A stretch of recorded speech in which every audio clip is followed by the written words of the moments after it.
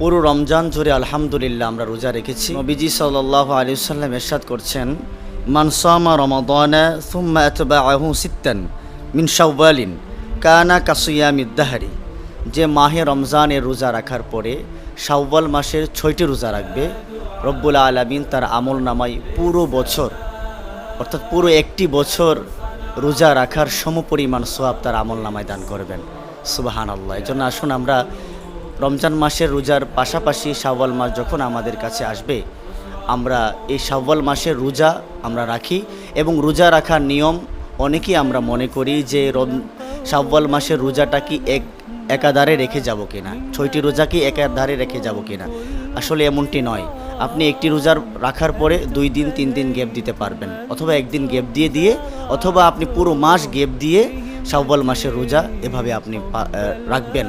আল্লাহ রাব্বুল আলামিন আপনার আমল নামায় অগণিত সওয়াব দান করবেন।